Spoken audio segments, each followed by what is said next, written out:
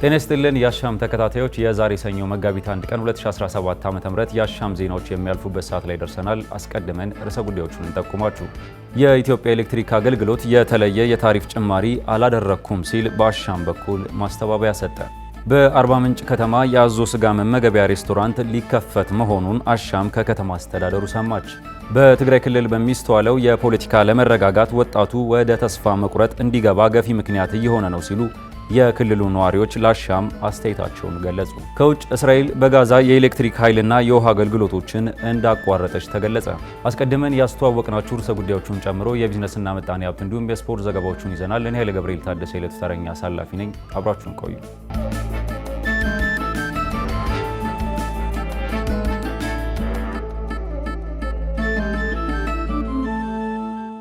የኢትዮጵያ ኤሌክትሪክ አገልግሎት የተለየ የታሪፍ ጭማሪ አላደረኩም ሲል በአሻም በኩል ማስተባበያ ሰጠ።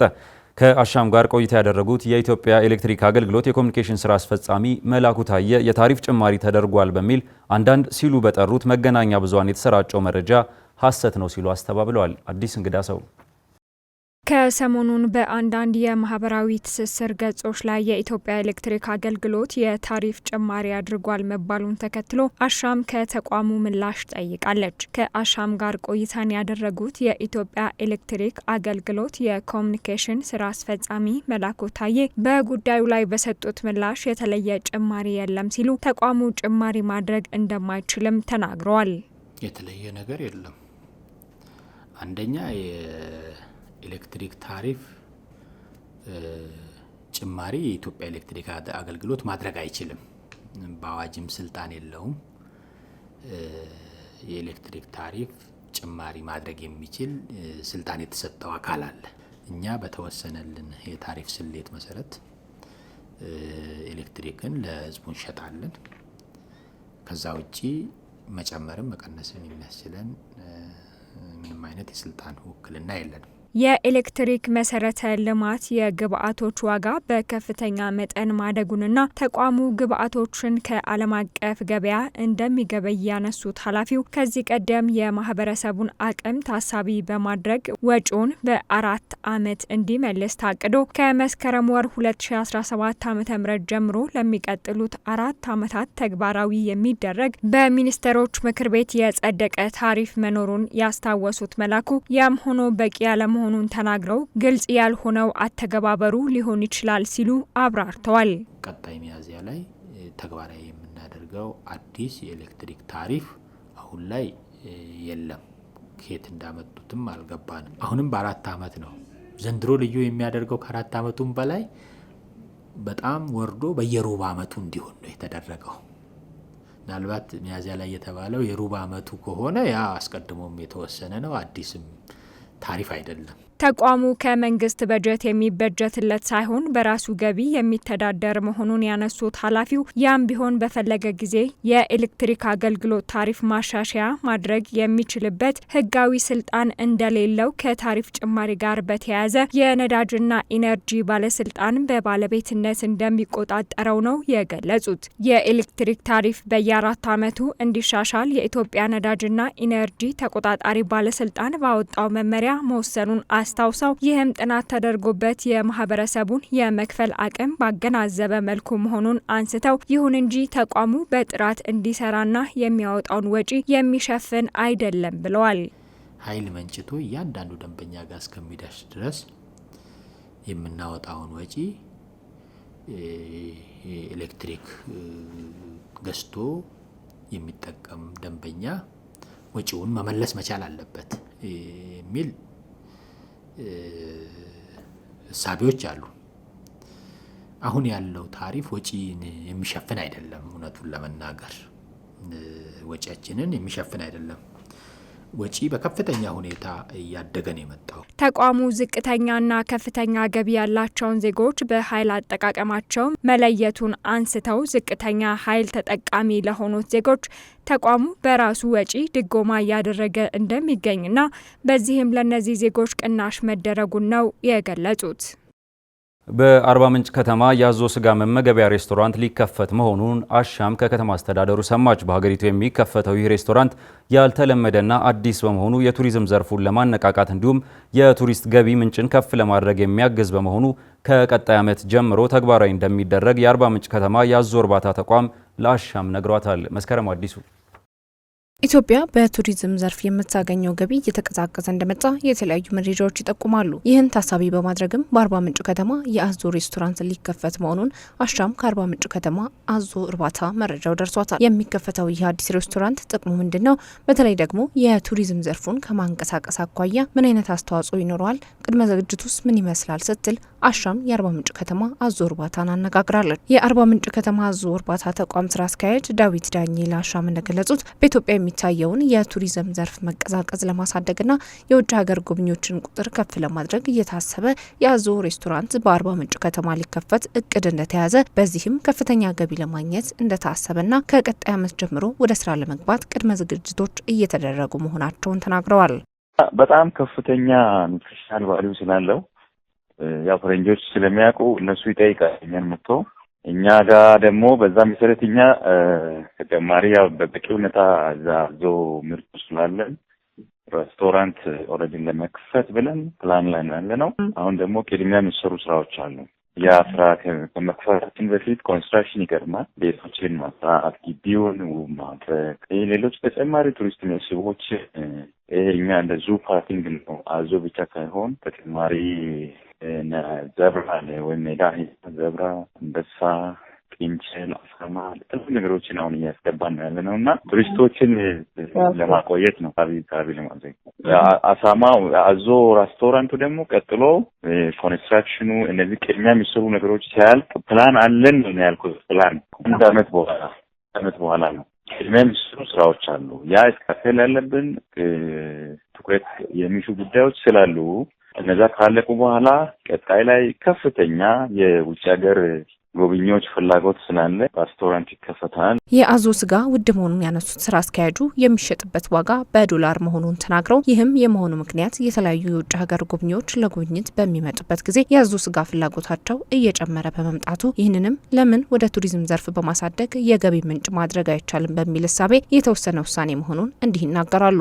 ኮስቲ ነው። አሁን አዞ ኮስቲ ነው ከአሳ ጋር ሲነጻጸር። አዞ ደግሞ ለማደግ ረጅም ጊዜ ነው። እኛ እዚህ ቀልበን ነው መግበናቸው ነው። ንጽህና ይታከማሉ። ምን ይላል እንደ ቤት እንስሳ። ራንቺንግ ማለት ምንድን ነው? ከዋይልድ ከሆነ ቦታ ላይ አምጥተሽ እዚህ በአንድ ቦታ ላይ ስታኖሪ ነው። በአርቲፊሻል በሆነ ቦታ ላይ በተፈጥሮ ቦታቸው ወደ አርቲፊሻል ቦታ ወይም ሰው ሰራሽ ቦታ ላይ አምጥተሽ ኮንሰርቭ ማድረግ ነው። ራንች ማድረግ ራንች የምንለው ማለት ነው በራሱ ወርዶ ማለት ነው። ስለዚህ እኛ አሁን እነዛ ነገሮችን ረጅም ጊዜ ነው አዞ ለማድረስ እስከ 3-4 አመት ድረስ ነው የሚፈጀው። አንድ አዞ ለእርድ እስከሚደርስ ድረስ ብዙ ወጪ ነው የሚወጣው። ስለዚህ ለሀገር ውስጥ እንትኖች ሀገር ውስጥም ብዙ ፍላጎቱ የለም። ፍላጎቱ በተወሰነ መልክ ስለሆነ በተለይ እኛ ምንድነው ውጭ ሀገር ዜጎች ጥያቄያቸው ከፍተኛ ስለ እነሱን ነው ታሳቢ ያደረግነው። ያ ዞሮ በዶላር ነው የሚሸጠው። ለእኛ ገቢም ነው ከፍተኛ ገቢም ስለሆነ ነው ይሄን ሀሳብ ብንከፍት ብለን ፕላን ያዝ ነው። አዞ ምርት ያላነሰ ገቢ ማስገኘት እንችላለን። አሁን እኛ ደግሞ 2500 አዞዎች አሉ። እነዚህ አሁን በካሬንት ዋጋ ቢሸጡ በጣም ይገርምሽ ቆዳው ብቻ ማለት ነው ከ60 ሚሊዮን ብር በላይ ነው የሚያስገኘው ገቢ ማለት ነው። አሁን ጎግል ላይ ሰርች ብታደርጊ በሴንቲሜትር ነው የሚሸጠው ቆዳው። በሴንቲሜትር ዶላርስ ነው የሚሸጠው። ስለዚህ በትንሽ እኛ $5 ብለን ስናሰላ በጣም ዝቅተኛው ስን ማለት ነው ከ60 ሚሊዮን ብር በላይ ነው ገቢ የሚያስገኘው ማለት ነው። በኢትዮጵያ የአዞ ሬስቶራንት መክፈት የቆዳ ምርትን ወደ ውጭ ሀገራት ከመላክ ይልቅ በሀገር ውስጥ ምርቶችን በማምረትና ለሽያጭ በማቅረብ ትርፋማ መሆን ይቻላል ሲሉም አክለው ተናግረዋል። ሬስቶራንቱ አንድ አዞ ማለት ነው 30 እስከ 40 ሺህ ነው አንድ አዞ ሲታረድ። ያ ማለት ዞሮ ተጨማሪ ገቢ ነው። አሁን ቆዳውና ሲከር ኤክስፖርት አይደል የምናደርገው። እዚሁ ስጋውን እዚህ ሬስቶራንቱን ብንከፍት እዚህ ደግሞ ቫልዩ አድ አድርገን ብንሸጥ ተጨማሪ ገቢ እናገኛለን ነው። ስለዚህ ተጨማሪ ገቢ ሲገኝ ደግሞ ራንቹንም አገሩትንም ይጠቅማል። ባጭሩ ተጨማሪ ገቢ አድማሳችን ለማስፋት ሰው ምንድነው አዲስ ስለሆነ ምንድነው እንደዛ አይነት ነገር አለ ሲባል ማየት ይፈልጋል። ሰው ማየት ስለሚፈልግ ቴስት ማድረግ ነው የሚፈልገው። ስለዚህ ያ ስለሆነ ያን አንደኛ ራንቹን አዞ ለመጎብኘትና ስጋውን ለመብላት ብሎ የሚመጣው ፍሰቱ ከፍተኛ ይሆን በዛ ልክ ደግሞ ከቱሪስት የምናገኘው ገቢያችንም እየጨመረ ይሄዳል ነው። የጎብኚዎቹን ፍላጎት ለማሟላትም በተቋሙ ካዞ ውጪ አሳማ፣ የከርከሮ እርባታዎችን በማስፋፋት ለገበያ እንደሚቀርቡ ተገልጿል። የሬስቶራንቱ መከፈት ከገቢ ምንጭነት ባሻገር ለስራ ዕድል ፈጠራ መንገድ እንደሚሆንም አሻም ከአርባ ምንጭ ከተማ አዞ እርባታ ተቋም ያገኘችው መረጃ ያሳያል። በትግራይ ክልል በሚስተዋለው የፖለቲካ አለመረጋጋት ወጣቱ ወደ ተስፋ መቁረጥ እንዲገባ ገፊ ምክንያት እየሆነ ነው ሲሉ የክልሉ ነዋሪዎች ለአሻም አስተያየታቸውን ገለጹ።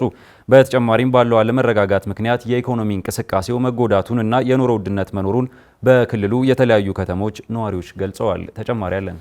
በትግራይ ክልል የነበረው ግጭት በፕሪቶሪያ የግጭት ማቆም ስምምነት ምክንያት ከተቋጨ በኋላ ባለፉት ዓመታት ውስጥ የተለያዩ ሁነቶች ተፈጥረዋል። በዋናነት ግን አሁንም ድረስ መፍትሄ ያልተገኘለት በደብረ ጽዮን በሚመራው ህወሓትና በጌታቸው ረዳ በሚመራው ጊዜያዊ አስተዳደር መካከል የተፈጠረው አለመግባባት ነው። ይህንን ተከትሎም ሁለቱ አንጃዎች በየራሳቸው በተለያዩ ጊዜያት ማስጠንቀቂያም ማስፈራሪያም የሚመስሉ መግለጫዎችን ሲያወጡ ቆይተዋል፣ እያወጡም ይገኛሉ። በዚህ ሁሉ አለመግባባቶች ውስጥ ግን ባለፈው ጊዜ በነበረው ግጭት በተለያዩ መንገዶች ጉዳቶች የደረሱበትና ጫናዎች እየደረሱበት የሚገኘው ግን የክልሉ ነዋሪ ነው። በክልሉ ነዋሪዎቹ ከመኖሪያ አካባቢያቸው መፈናቀል ጀምሮ እስከ ኑሮ ውድነት ድረስ ጫና እያደረሰባቸው ይገኛል። አሁንም ድረስ መፍትሄ ያልተገኘለት የሁለቱ ኃይሎች አለመግባባት በተመለከተም አሻም ያነጋገረቻቸው የተለያዩ የትግራይ ክልል ከተሞች ነዋሪዎች በፖለቲካዊና በኢኮኖሚው ላይ ያላቸውን ሀሳቦች አጋርተውናል። ለአሻም ሀሳባቸውን ያጋሩት የመቀሌ ከተማ ነዋሪ በማህበራዊ ሚዲያ ላይ የሚሰማው የውጥረት መረጃና በአካል የሚታየው የተለያየ መሆኑን ተናግረዋል። አሁን ላይ ያለው አስተዳደር በስርዓት እንዲያስተዳድርና በተለይም መቀሌ ላይ ከንቲባው ወደ ስራ እንዲገባ እንዲደረግ እንደሚፈልጉ ገልጸዋል። የአድዋ ነዋሪ የሆኑት አስተያየት ሰጪ ደግሞ ህብረተሰቡ በፕሪቶሪያው ስምምነት መሰረት ተፈናቃዮች ወደ አካባቢያቸው እንዲመለሱ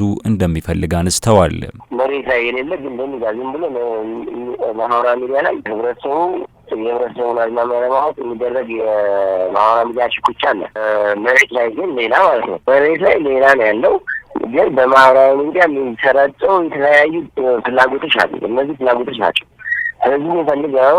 ህዝቡ መንግስት እንዲመራ ይፈልጋል። ታውቃለህ፣ መንግስት ማለት ጊዜያዊ መንግስት ማለት ነው። የህዝቡ ጥያቄ ከፕሪቶሪያ ስምምነት ሊተገበሩ የሚገባቸው ጥያቄዎች ነበሩ፣ እስካሁን ያሉት ማለት ነው። በዚህ አካባቢ ብዙ ተፈናቃይ ያለ፣ የኢኮኖሚ ሁኔታው በዛው ልክ በጣም ነው እንትን የሆነ ከብዛቱ አንጻር በየከተሞቹ ብዙ መጠለያ ቦታዎች አሉ። ስለዚህ የህዝቡ ዋናው ጥያቄ ስደተኛው ወደ ነበረበት ተመልሶ ኢኮኖሚ ተረጋግቶ ወደ ነበረበት የመመለስ አንደኛው ጥያቄ ነው። ከጦርነት የማይተናነስ በየመጠለያ ቤቱ በረሃብ አሁን እንደሚታወቀው የነበረው እርዳታም እንደመቋረጥ አይነት ነው። ህዝቡም ወደ ነበረበት ተመልሶ ሰርቶ ለመብላት ያለው ጉጉት እንዳለው ነው። ስለዚህ ዋናው የህዝቡ በየከተማው በየእንትኑ ያለው ስደተኛው ያለውን ሁኔታ ነው ለማለት ነው። ሌሎቹ የአዲግራትና አድዋ አስተያየት ሰጪዎች ደግሞ አሁን ላይ ያለው ውጥረት ስጋት ውስጥ እንደከተታቸውና የህዝቡ ቀዳሚ ጥያቄ የሰላም ጥያቄ መሆኑን አንስተዋል። በጣም መለየት በማይቻልበት ሁኔታ ስለነበረ ወደዚህ ደረጃ ደርሰናል። ስለዚህ ውጥረቱ አሁን እንደሚታወቀው ደርሷል። ግን ህዝቡ አብዛኛው እንደ ፐርሰናል የኔም የሚፈልገው ሰላም ነው። ሰላም እንዴት ይመጣል የሚለው ደግሞ እዛ ላይ መነጋገር እንችል ይሆናል። አሁን ያለው ውጥረት ግን ሰው በጣም ስጋት ከቶታል።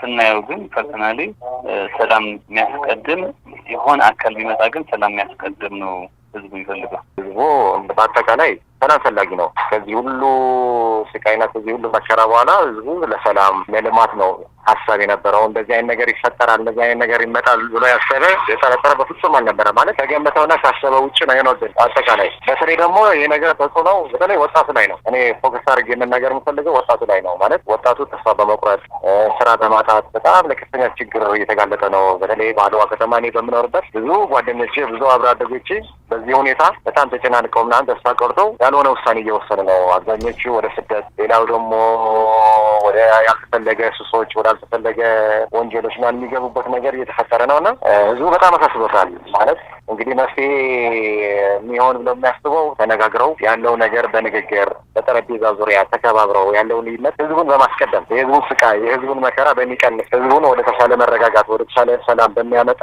መልኩ ያላቸው ልዩነት ተነጋግረው በመከባበር መንፈስ ቢፈቱት የሚል ትልቅ የሰላም ፍላጎት አለ። በሽረ በተፈናቃዮች መጠለያ ጣቢያ ውስጥ የሚገኙ ተፈናቃይ እስካሁን ባለው ሁኔታ እርዳታ እንዳልተቋረጠና በየወሩ እንደሚደርሳቸው፣ ሆኖም ግን ስጋታቸው ግጭት ድጋሚ እንዳይቀሰቀስና የሰው ህይወት እንዳይጠፋ መሆኑን ገልጸዋል። ገና ነው እስካሁን እግዚአብሔር ይመስገን። ስጋታችን ግን ለ2013 እንደ 2015 ኩናት እንዳይነሳ ከተነሳስ ብዙ ወልቄ ብዙ አማራ ብዙ ትግሬ ያልቃል ዳል ጥርጥር ያለ ነው እንጂ ካልተነሳማ ጦር ነው ያለን አልከፈረን እስካሁን። በክልሉ ያለውን የኢኮኖሚ እንቅስቃሴ በተመለከተ በመቀሌ ባለው ስጋት ምክንያት የጥሬ ገንዘብ እጥረት መኖሩንና ነጋዴዎች ገንዘብን የመሰብሰብ እንቅስቃሴ እንደሚያደርጉ ገልጸዋል። በአንጻሩ የገበያው እንቅስቃሴ በአንጻራዊነት መሻሻል ማሳየቱን ተናግረዋል። በሌሎች ከተሞች ደግሞ የኑሮ ውድነት ጫና እንደተፈጠረባቸው አንስተዋል። ችግር ያለው ያው የኑሮ ውድነት ነው ማለት በዚህ ሁኔታ ነገር በቃ የሸቀጦች ዋጋ ከጊዜ ወደ ጊዜ እየጨመረ በተለይ ደግሞ የገንዘብ ዝውውር በጣም እየቀነሰ ማለት ሰው ያንቀሳቀስ አይደለም። ያው ጭንቀት ውስጥ ሀሳብ ውስጥ ስለሆነ ብዙም የንግድ እንቅስቃሴ በደንብ አታይም። የአቅርቦት እጥረትም አለ። በዛ ላይ ደግሞ ያው ያልተከፈለ የመንግስት ሰራተኛ ደሞዝም ብዙ ችግሮችም ስላሉ ሰው ኑሮውን ማሸነፍ በጣም እየከበደ ነው። አዎ ኢኮኖሚውን በጣም አሁን በተለይኛ እኔ ባለሁበት በአዲግራት ነገሮች በጣም ተቀያይረዋል። አሁን እንደው የመግለጫ ከመሰጠት የሚሊተሪ መግለጫ ከመስጠቱ በፊትና አሁን ከሰጠ በኋላ ያለው ልዩነት በጣም ከፍተኛ የኢኮኖሚ መቃወስ አለ። ዋጋ በጣም ጨምረዋል። ሰው መረጋጋት አቅቶታል። በጣም ኃይለኛ አሁን ያለውን ይዞ ወደ እቃ መግዛት ወደ መሸመት ምግብ መሸመት ምናምን የገባበት እንትን አለ። በጣም ነገሮች ተወደዋል። ያው ስጋት ካለ እንደዚህ አይነት ቴንደንሲ በጣም የታወቀ ነገር ነው። ኢኮኖሚው ላይ ግን በጣም የፈጠረው ትልቅ ጫና እንዳለ ግን አሁን ማንኛውም ሰው የሚገነዘበው ነገር ነው። አጠቃላይ ኮንስትራክሽኑ አሁን የነበረው እንቅስቃሴዎች በጣም ተዳክመዋል። ቢዝነስ ማሰብ የሚፈልግ የነበረው ሰው አሁን ቢዝነስ እያሰበ አይደለም። ምክንያት ያለችውን ብር ኤዲብል ምንድን ነው የሚበላና ይሄ ለኑሮ የሚያስፈልጉ እንትኖች ላይ እያዋላት ነው ያለውና ኢኮኖሚው ላይ በጣም ከፍተኛ ጫና አሳድሯል። ከኢኮኖሚ አንጻር ከጊዜ ወደ ጊዜ እንትን እየሆነ ነው። ጭማሪዎች በየእንትኑ አለ። ባለፈው 2 ሳምንት 3 ሳምንት ጀምሮ ደግሞ የካሽ ማውጣት ስጋቱም ሰውም በካሽ ነበር። እሱን ለትንሽ ቀናት ነበር። ከዛ ሰው እየተረጋጋ አሁን እየተሻለ ነው። የኢኮኖሚ እንቅስቃሴው ደህና ነው። ካሽ ወጥቷል። በቃ ካሽ አሁን እንደምታውቀው ተዘግተን በነበረበት ሰዓት ካሽ እንዴት አስፈላጊ ነበር ይታወቃልና ያ አሁን ነጋዴዎቹ እነዚህ በውድድርና የሚያሰርፉትን አሁን ካሽ ብቻ ነው እየተመሰሉ ያሉት። ከእቁ በለው ከእድር በለው ካሽ በፐርሰንት እየገዙ ነው። ለምን ካሽ ያስፈልጋል ብሎ ስለሚያስቡ ነጋዴዎቹ ነው የምንዳየው። ካሽ የካሽ እጥረት ካልሆነ በስተቀር ያለው የገበያ እንቅስቃሴ ሙሉ ነው። አሁን ዛሬ ሰኞ ገበያ ነው አይደለ? ገበያው አለ ግን ካሽ እጥረት አለ። ካሹን በፐርሰንት እየገዙት ነው።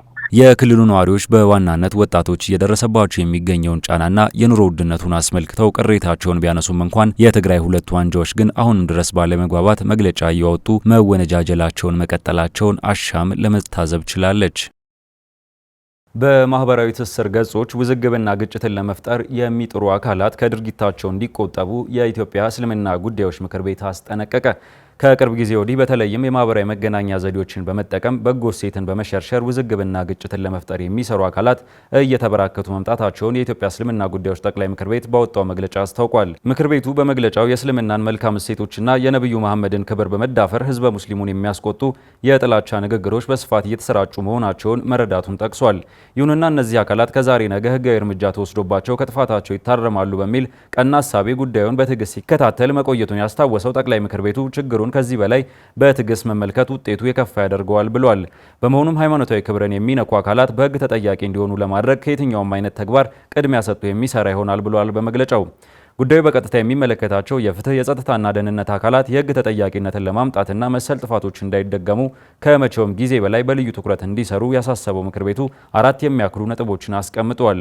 ከተቀመጡት 4 ነጥቦች መካከል ወቅቱ በሙስሊሞችና በኢትዮጵያ ኦርቶዶክስ ተዋሕዶ አማኞች ዘንድ የጾም ወቅት እንደመሆኑ መጠን እንዲህ አይነት ከሃይማኖትና ከኢትዮጵያዊነት እሴት ያፈነገጡ የጥላቻ ንግግሮች የሚገጸሱበትና የሚታረሙበት የጽሞና ወቅት እንዲሆን ያደረገው ጥሪ መኖሩን አሻም ከመግለጫው መመልከት ችላለች። ከ2000 በላይ የሴፍትኔት ተጠቃሚ አባወራዎችን በመጀመሪያ ዙር አሰልጥኖ ማስመረቁን የአዳማ ከተማ አስተዳደር አስታወቀ።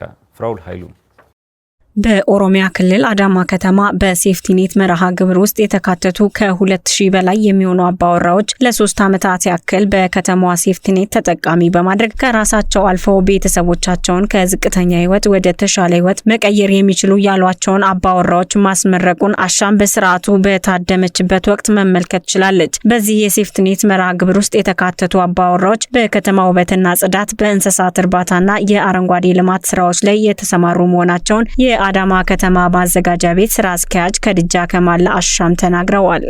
የሴፍቲኔት ተጠቃሚዎች የሆኑ ወደ 2969 አባወራዎች 3 ዓመት ሙሉ በከተማ ሴፍቲኔት ላይ ሲሳተፉ የነበሩት በተለያየ በ5 ስራዎች ላይ ሲሰማሩ ነበረ። ዛሬ ግን በጣም ዝቅተኛ ህይወት ወደ ተሻለ ህይወት የተቀየሩ በልዩ ሁኔታ አሻግረናቸዋል። እንግዲህ ዛሬ ቢያንስ 3 ዓመት ሙሉ ምን ሰሩ የምለው የአዳማ ከተማ ውበትና ጽዳት ላይ፣ የከተማ ግብርና እርሻ ላይ እንዲሁም አረንጓዴ ልማት ላይ በጣም በሰፊ ሲሰሩ የነበሩ አባላት ናቸው። በመርሃ ግብሩ ተሳታፊ የሆኑት በአብዛኛው ሴቶች መሆናቸውን ያነሱት ከድጃ ከማል የስራ አጥ ቁጥሩን ለመቀነስ ብሎም የሴቶች ተጠቃሚነትን በመጨመር የህይወት ልምዳቸውን እንዲሁም የቁጠባ ባህላቸውን እንዲያሻሽሉ ስልጠናዎችም እንደተሰጣቸው ተናግረዋል። ዝቅተኛና አነስተኛ የሆኑ በተለይ ደግሞ ቀን ከቀን በልቶ አዳር ለማደር በጣም የተቸገሩ ማህበረሰብ ነበሩ።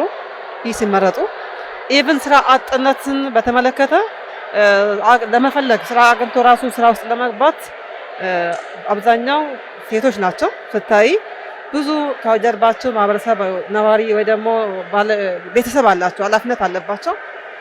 እንግዲህ ስታያቸው በጣም ጥሩ ተሞክሮ ያላቸው አሉ። እንግዲህ ይሄ ስራ ሲሰሩ ስራ ብቻ ነው የሰሩት። ላይፍ ስኪላቸው የገንዘብ አያያዝ፣ የቁጠባ እንዲሁም ደግሞ የቤተሰብ አስተዳዳሪ እንዲሁም 5ቱ ስራዎችን ደግሞ እንዴት እንሰራለን ብለው ፕሮግራሙ ላይ በጣም ቢዝነስ ፕላናቸውን ጨምሮ ሲቆጥቡ እቁብ ገብተው እንዲቀየሩ በቡድን ተደራጅተው እንዲሻሻሉ 3 ዓመታት ውስጥ ሰፊ ስራዎች ተሰርቷል ማለት ነው። ይህ መርሃ ግብር በቀድሞ መዋቅር በ4 ወረዳዎች ማለትም በመልካ አዲ፣ መልካ አዳማ፣ ዳቢ ሶልቄና በኩር ሸነል ላይ ትኩረት አድርጎ በመስራት ከፍተኛ የስራ አፈጻጸም ላመጡ የእውቅና ሽልማት መስጠቱን ስራ አስኪያጇ ተናግረዋል። በዚህ መርሃ ግብር ተሳታፊ የሆኑ ሴቶችን የሴፍቲኔት መርሃ ግብር ከመጣ ጀምሮ ህይወታቸውን ማሻሻል መጀመራቸውና ከነሱም አልፈው ቤተሰቦቻቸውን ተጠቃሚ ማድረግ መቻላቸውንም ለአሻም ተናግረዋል። እኔ ምንም አልሰራም ነበር፣ የቤትም መቤት ነበር። በትምህርትም ተምሬ ነበረ፣ ግን ስራ እንትን ብዬ አልሰራውም ነበረ። እዛ በሴፍቲኔት ስመጣ በሱ ጠዋት 12 ሰዓት ወጥቼ እስከ 4 ሰዓት ሰራለሁ። ከዛ በኋላ ደግሞ በጎች እያረባው ቤት ውስጥ ግቢ ውስጥ ልጆችንም እያስተማርኩ ነው። ታቸውን ቀይራሉ፣ የተሻለ ህይወት ላይ ደርሰዋል። ያው የኛ ክልል ቀበሌ ወደ ወጣ ያለ ስለሆነ አብዛኛው ህብረተሰባችን በከብት ማደለብ፣ በዶሮ እርባታ ላይ ተሰማርተው ጥሩና መልካም ነገር ላይ ደርሰውልናል። የነዚህ ተሳታፊዎችን የስራ ዘርፎችን በመለየት ውጤታማ እንዲሆኑና በአመኑበት የስራ ዘርፍ እንዲሰማሩ ማህደራቸውን ለጥቃቅንና አነስተኛ በመላክ ወደ ስራ እንዲገቡም እየተደረገ መሆኑን ገልጸው የከተማ አስተዳደሩ የገንዘብ ድጋፍን ጨምሮ የስራ ቦታ ማመቻቸትና የገበያ ትስስር የመፍጠር ስራዎችንም እየሰራ መሆኑን ከድጃ ከማል ለአሻም ተናግረዋል። የስራ ዘርፋቸውን ለይተን ምን ላይ ተሰማርቶ ተደራጅተው ይሰራሉ በሚል በፍላጎታቸው ለይተን አደራጅተን ለጥቃቅንና አነስተኛ አሻግረናል ዶክመንቱ ማለት ነው። ስለዚህ እሱን ጥቃቅንና አነስተኛ ጽሕፈት ቤት ደግሞ እነሱ በፈለጉት እነሱ በፈቀዱት ባመኑት በለዩ ስራ ላይ ኢንተርፕረነርሺፕ ስልጠና ሰጥቷቸው ግንዛቤ ሰጥቷቸው ወደ ስራ እንዲያስገባቸው ዶክመንቱንም ተቀብለውናል። ስራ ውስጥ ይገባሉ። ቦታዎችን በሚፈልጉ ይዘጋጅላቸዋል። በእኛ በኩል ቦታዎችን የማመቻቸት እንዲሁም ደግሞ የሞቲቬት በማድረግ የገንዘብ ድጋፎችን በዚህ ውስጥ ሰተናቸው ነው አድርገናል። ያ ብቻ ማለት ስልጠናዎቻችን ይቀጥላል። ምቹ ሁኔታ የመፍጠር ትስስር እንዲኖራቸው የንግድ ትስስር ቦታ እንዲያገኙ ኢቭን ማደለባ ላይ ወይ ደግሞ የከብቶችና የፍየል የበጎች ላይ የተሰማሩትን የምግባቸው የሚያገኙበትን ሲስተሞች የመፍጠር ትስስር የማድረግ ስራዎችን የገበያ ትስስሮች እንዲያገኙ ይህንን ስራ በባለቤትነት እንደ ማዘጋጃ ጽሕፈት ቤት የዘርፍ የሚመራው አካል የኛ ባለሙያ ጨምሮ ክትትል ያደርጋል ማለት ነው። በቀጣይም በዚህ መርሃ ግብሩን በማካተት ሴቶችን ተጠቃሚ ለማድረግና ህይወታቸውን እንዲያሻሽሉ ከተማ አስተዳደሩ እንደሚሰራም በመድረኩ ተገልጿል። በትምህርት ቤቶች አጠገብ በሚገኙ ከ3000 በላይ አዋኪ ድርጊቶች ላይ እርምጃ ወስጃለሁ ሲል የአዲስ አበባ ትምህርት ቢሮ ለአሻም አስታወቀ። ብርሃን ሸቴ የአዲስ አበባ ትምህርት ቢሮ በከተማ አስተዳደሩ ስር የሚተዳደሩ ትምህርት ቤቶች የመማር ማስተማር ሂደታቸው ላይ እንቅፋት የሚፈጥሩ አሰራሮችን እየቀረፈ እንደሚገኝ አስታውቋል። ቢሮው ከአሁን በፊት በትምህርት ቤቶች አጠገብ የሚገኙና በትምህርት አሰጣጡ ላይ ተጽዕኖ በሚያሳድሩ ጉዳዮች ላይ እርምጃ እየወሰደ እንደሚገኝ አስታውቋል። በዚሁ መሰረት በአንድ ዓመት ውስጥ በትምህርት ቤቶች አካባቢ የሚገኙ ከ3000 በላይ አዋኪ ድርጊቶችን ማስወገዱን የአዲስ አበባ ትምህርት ቢሮ ኃላፊ ዘላለም ሙላቱ ለአሻም ተናግረዋል። አንዱ ጥንካሬያችን በትምህርት ቤቶች አካባቢ የሚስተዋሉ ችግሮችን ማስወገድ ነው ያሉት ዘላለም የተማሪዎችን ልቦናና እይታ የሚሰርቁ ነገሮች ተወግደዋል ሲሉ ገልጸዋል። አንዱ ጥንካሬያችን እንደ ትልቅ አቅም የወሰድነው በትምህርት ቤቶች አካባቢ የሚስተዋሉ ችግሮች ነው። እነዚህ ችግሮች አዋኪ ድርጊቶች፣ መጠጥ ቤቶች፣ ሲሻ ቤቶች፣ ቁማር ቤቶች፣ ፑል ቤቶች የተማሪያችንን ልቦናና እይታ የሚሰርቁ የሚሰልቡ እነዚህም በማጽዳት ሂደት ውስጥ ከ3000 በላይ በዚህ ዓመት ውስጥ አጽድተናል። በባለፉት 3 ዓመታት ትልቅ ስራ የተሰራ በትምህርት ተቋማት አካባቢ ከሰላምና ጸጥታ፣ ከፖሊስ ኮሚሽን፣ ከደንብ ማስከበር ጋር በጋራ አድርገን ትምህርት ቤቶች ከአዋኪ ድርጊት ነፃ ማድረጋችን ለሱስ ተጋላጭ እንዳይሆኑ ይዳርጋል ማለት ነው። ዘላለም አክለውም የከተማ አስተዳደሩ ለትምህርት ከፍተኛ በጀት እየመደበ እንደሚገኝ አስረድተዋል። የተማሪ ውጤትና ስነ ምግባር ያለ ወላጅ ተሳትፎ አይሻሻልም ያሉት ዘላለም ወላጆች የበኩላቸው ሚናን ሊወጡ እንደሚገባም ተናግረዋል። በርብርብ ነው ስራ የሚሰራው። ከተማ አስተዳደሩ ልዩ ትኩረት ሰጥቶታል። ለትምህርት ከፍተኛ በጀት ይመደባል። ትልልቅ ትምህርት ቤቶች በአጭር ጊዜ ውስጥ እየተገነቡ ወደ ስራ እየገቡ ነው። የክብርት ከንቲባችን ልዩ ትኩረት በትርጉም ለትምህርት ይደገፋል። የሚስተዋሉ ችግሮች በልዩ ሁኔታ በርብርብ የሚፈታ ነገር ስለሆነ ከአቅም በላይ የሆነ ነገር የለም። ነገር ግን እንደ አንድ ነገር ቤተሰብም ይሄንንም ተመልካች እንዲያውቀው የምንፈልገው ነገር የተማሪ ውጤትና ስነ ምግባር ትምህርት ቤት ስለመጣ ብቻ ይሻሻላል ብለን አናስብም። የወላጅ ተሳትፎ እንዲያድግ፣ ወላጅ ተማሪውን እንዲከታተል፣ ምን ተማርክ፣ ምን ሰራህ፣ ውጤት ምንድነው፣ አላማውን ራዕይ ያለው ትውልድ በመገንባት ነገን የሚያስብ የሚለፋ የሚተጋ የሚታትር ተማሪ በመፍጠር ሂደት ውስጥ የትምህርት ተቋማት ብቻ በቂ ናቸው ብለን አናስብም። በከተማ አስተዳደር ውስጥ የሚገኙ ትምህርት ቤቶች በአፈጻጸም ደረጃ ያላቸው ልዩነት ጠባብ መሆኑን የቢሮው ኃላፊ ገልጸዋል። የትምህርት ቤቶችን የዕለት ተዕለት ተግባራት ክትትል ማድረግ ለተማሪዎች ውጤታማነት አዎንታዊ ሚና እንደሚወጣ ተናግረዋል። በሁሉም ተቋማትም በትምህርት ቤትም በወረዳም በክፍለ ከተማም በተቋም ደረጃም ዝቅተኛ ደረጃ ላይ የገባ ተቋም የለንም። ይሄ ትልቅ ፕሮግረስ ነው። እንደ ጥንካሬ እንወስደዋለን። መካከለኛና ከፍተኛ ደረጃ ላይ ነው ያሉት። በተቋማቶች መካከል ያለው ልዩነት ሰፊ አይደለም። በመጨረሻ በወጣውና መጀመሪያ በወጣው መካከል በዛ ደረጃ የተጋነነ ነጥብ የለም። ነው ልዩነት የለውም። የተቀራረበ የውጤት አፈጻጸሞች መጥተዋል ማለት ነው። ይሄ እንደ ትልቅ ተሞክሮ ነው እየወሰድን ያለ ነው። በእንደዚህ አሰራር ሂደት ውስጥ መከታተል፣ መደገፍ፣ መቆጣጠርና መመዘን በተማሪ ውጤትና ስነ ምግባር ላይ አይነተኛ የሆነ ተጽዕኖ ስለሚያሳድር ይሄን መከታተል ያስፈልጋል። የአዲስ አበባ ከተማ አስተዳደር ትምህርት ቢሮ በ2017 ዓ.ም ግማሽ ዓመት ከቢሮ ጀምሮ እስከ ትምህርት ቤት ድረስ በተማሪ ውጤት በቁልፍ አመላካች ተግባራት እንዲሁም በሪፎርምና መልካም አስተዳደር የላቀ አፈጻጸም ላስመዘገቡ ተቋማት እውቅና ሰጥቷል።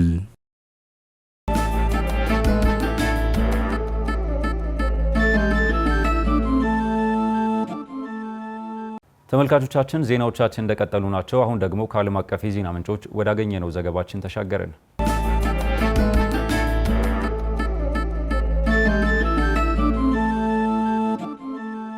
በአፍሪካ በመቶዎች የሚቆጠሩ ያልታጠቁ ሰላማዊ ዜጎች በሰው አልባ አውሮፕላን ጥቃት እንደተገደሉ ተነገረ። በአፍሪካ 1000 የሚጠጉ ንጹሃን ዜጎች በሰው አልባ አውሮፕላን ጥቃቶች ሲገደሉ በመቶዎች የሚቆጠሩ ደግሞ ቆስለዋል ሲል አንድ ዘገባ አመልክቷል። እስከ ህዳር 2024 ባሉት 3 ዓመታት ውስጥ በአፍሪካ ውስጥ ቢያንስ 50 የታጠቁ ኃይሎች የፈጸሙት ገዳይ ጥቃቶችን አረጋግጠዋል። በዩክሬንና በሩሲያ የሚሰማሩት የታጠቁ ሰው አልባ አውሮፕላኖች ፈጣን እድገት፣ ከፍተኛ ክትትል የሚደረግበት ቢሆንም በአፍሪካ ከውጭ የሚመጡ ርካሽ አውሮፕላኖች ጥቅም ላይ እየዋሉ መሆናቸውን ወታደራዊ ምንጮች ጠቁመዋል። ይህ መለወጥ አለበት። ዓለም አቀፉ ማህበረሰብ አዲስ የቁጥጥር ስርዓትን ለማዳበርና ወደ ተግባር ለመግባት በፍጥነት ካልተንቀሳቀሰ በቀር የታጠቁ ሰው አልባ አውሮፕላኖችን በመጠቀም በሰላማዊ ሰዎች ላይ የሚደርሰው ግድያ የሚቀጥሉ ሁኔታዎችን የማየት እድላችን ከፍተኛ ነው ብሏል ዘገባው። እስካሁን ድረስ በሱዳን፣ በሶማሊያ፣ በናይጄሪያ፣ በማሊ፣ በቡርኪና ፋሶና በኢትዮጵያ ብዙ ጥቃቶች በታዩባቸው ቢያንስ 6 ግጭቶች የታጠቁ ሰው አልባ አውሮፕላኖች ጥቅም ላይ መዋላቸው ተረጋግጧል። በኢትዮጵያ ታጣቂ ኃይሎች በ26 የተለያዩ የሰው አልባ አውሮፕላን ጥቃቶች ከ490 በላይ ንጹሃን ዜጎች መገደላቸውን ዘገባው አረጋግጧል።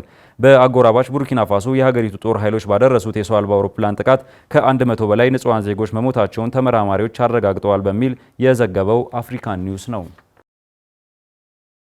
የቀድሞ የብሔራዊ ባንክ ሰራተኛ የነበሩት ማርክ ካርኒን የአሁኑ የካናዳ ጠቅላይ ሚኒስትር ጀስቲን ትሩዶን ተክተው መመረጣቸው ተገለጸ። የካናዳ ገዢው ሊበራል ፓርቲ መሪ ለመሆን በተደረገ ውድድር የቀድሞው የማዕከላዊ ባንክ ሰራተኛ ማርክ ካርኒን አሸነፈው ጀስቲን ትሩዶን በመተካት ጠቅላይ ሚኒስትር ሆነው እንደሚሾሙ ይፋዊ ውጤቶች አሳይተዋል ተብሏል። ካርኒን በፕሬዝዳንት ዶናልድ ትራምፕ የረዥም ጊዜ አጋርነት ከነበራቸው አሜሪካ ጋር የንግድ ጦርነት ውስጥ በምትገኘው ካናዳ ውስጥ ሁከት በሚፈጠርበት ጊዜ ስልጣን ይረከባሉ ተብሏል። የ59 ዓመቱ ካርኒ ከ152,000 በታች የፓርቲ አባላት ድምጽ በሰጡበት ውድድር የቀድሞ የገንዘብ ሚኒስትር ክርስቲያ ፍሪላንድን ለማሸነፍ 86 በመቶ ድምጽ ማግኘታቸው ተመላክቷል። ትራምፕን በመጠቆም ኢኮኖሚያችንን ለማዳከም እየሞከረ ያላለ ያሉት ካርኒን በፓርቲው ስብሰባ ላይ የካናዳ ሰራተኞችን፣ ቤተሰቦችንና የንግድ ድርጅቶችን ደግሞ እያጠቃ በመሆኑ እንዲሳካለት ልንፈቅድ አንችልም ሲሉ ተደምጠዋል። ይህ እንደተለመደው አይነት ንግድ አይሆንም ያሉት ጀስቲን ከዚህ በፊት ያላሰብናቸው ነገሮች ባሰብነው ፍጥነት ማድረግ አለብን ሲሉም አክለዋል። ትሩዶ በጥር ወር ከ9 ዓመታት በላይ በስልጣን ላይ ከቆዩ በኋላ ስልጣን እንደሚለቁ አስታውቀዋል። ይህም የተቀባይነት ደረጃቸው በማሽቆልቆሉ ገዢው ሊበራል ፓርቲ እርሱን ለመተካት ፈጣን ውድድር እንዲያደርግ ማስገደዱን ተከትሎ መሆኑን የዘገበው ቢቢሲ ነው። እስራኤል በጋዛ የኤሌክትሪክና የውሃ አገልግሎቶችን እንዳቋረጠች ተገለጸ። ናትናኤል በላይነህ በግዛቱ ላይ ባለው ደካማ የተኩስ አቁም ስምምነት ላይ ተደጋጋሚ ውዥንብር እየተፈጠረ ባለበት ሰዓት በሐማስ ላይ ጫና ለመፍጠር እስራኤል ማንኛውንም የኤሌክትሪክ አቅርቦት በጋዛ ልታቋርጥ መሆኑ እየተነገረ ይገኛል። በፈራረሰ የፍልስጤም ግዛት ነዋሪ ለሆኑ 2.3 ሚሊዮን ነዋሪዎች የእስራኤል ውሳኔ የሚያስከትለው መዘዝ ግልጽ አይደለም እየተባለም ይገኛል። እንደ ምክንያትነት ከሚነሳው ነጥብ መካከል አብዛኞቹ ነዳጅ በሚሞሉ የኃይል ማመንጫዎች ላይ ጥገኛ መሆናቸው ነው። Gaza's people need aid. There's a siege on all Gaza's people. የጋዛ ነዋሪዎች እርዳታ ይፈልጋሉ። በሁሉም የጋዛ ነዋሪዎች ላይ ከበባ አለ። አሁን ላይ ሀብታሙም ሆነ ድሃው በኩል ደረጃ ላይ ነው የሚገኘው። ሁሉም አንድ ዳቦ ለማግኘት ነው እየጣረ የሚገኘው። Wealthy and the poor. Everyone is just trying to get a bag of bread. በጋዛ የሚገኙ የሰብአዊ እርዳታ ባለስልጣኖች በመካሄድ ላይ ባሉ ተግዳሮቶች ሳቢያ 2 ኦፕሬሽናል ፋብሪካዎች ሊዘጉ ስለሚችሉ ያደረባቸውን ስጋት አሳስበዋል። ይህም ቀደም ሲል ያለውን የንጹህ አቅርቦት እጥረት የበለጠ እንደሚቀንሰው ዘገባዎች አመላካች ሆነዋል። በተጨማሪም ብቸኛው የቀረ የፍሳሽ ማጣሪያ ጣቢያ ላይ ተጽዕኖ ሊያሳድር ይችላል ብለዋል። ይህም የውሃ ቀውሱን ያባብሳል። ይሄውን ተከትሎ ወደ ህብረተሰብ ጤና ጉዳዮች ሊያመራ ይችላል የሚል ስጋት ተፈጥሯል። ይህ ሁኔታ በክልሉ ዘላቂ የንጹህ አቅርቦትና በቂ የንጽህና አጠባበቅ አስፈላጊነትን አጉልቶ እንደሚያሳይም ተመላክቷል። የእስራኤል ኢነርጂ ሚኒስትር ኤሊ ኮሄን መመሪያውን በሚያስተዋውቅ መልእክት ላይ እስራኤል ሁሉንም የእስራኤል ታጋቾች መመለስን ለማረጋገጥ ሁሉንም መንገዶች እንደምትጠቀምና ሐማስ ከጦርነቱ በኋላ በጋዛ እንደማይቆይ ተናግረዋል። ሐማስ በበኩሉ እስራኤል በውሳኔዋ ርካሽና ተቀባይነት የሌለው ጥቃት እየከፈተች ነው ሲል ተደምጧል።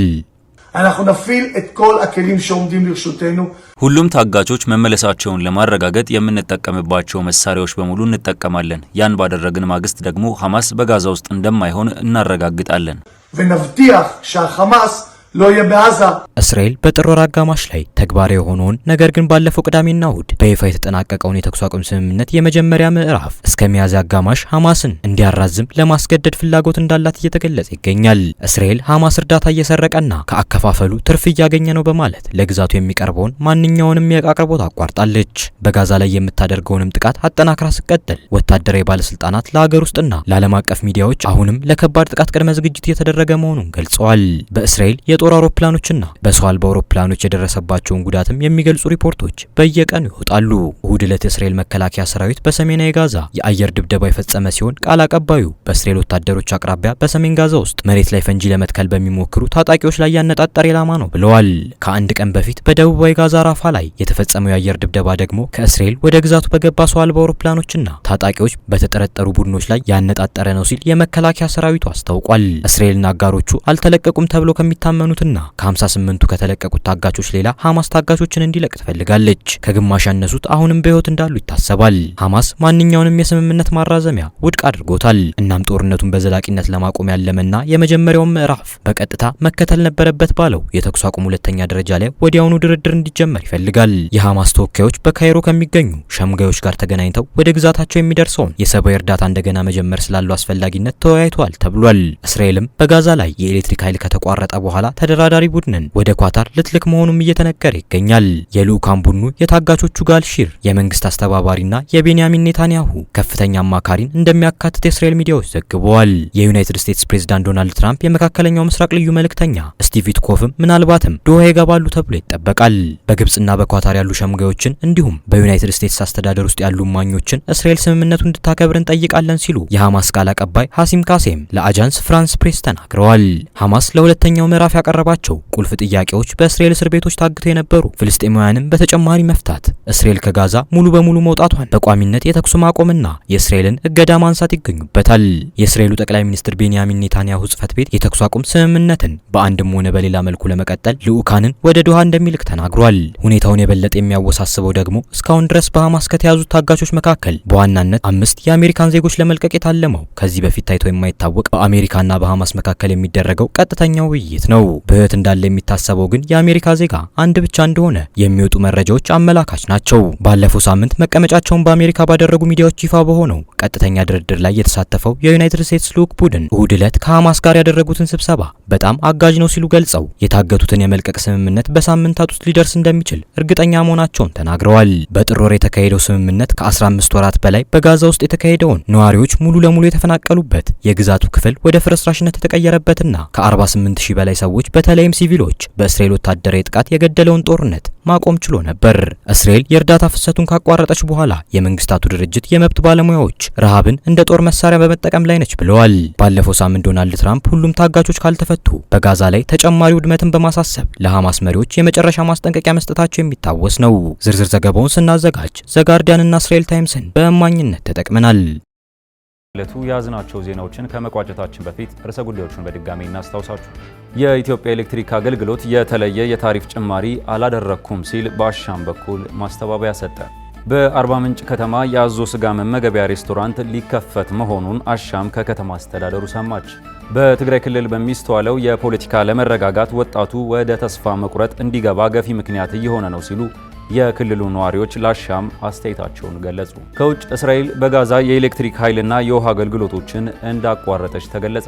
ለዛሬ ሰኞ መጋቢት 1 ቀን 2017 ዓ.ም ያዝናቸው ዜናዎች ተጠናቀዋል። ተከታተላችሁን አመሰገንን። እኔ ኃይለ ገብርኤል ታደሰ የዕለቱ ተረኛ አሳላፊ ነበርኩኝ።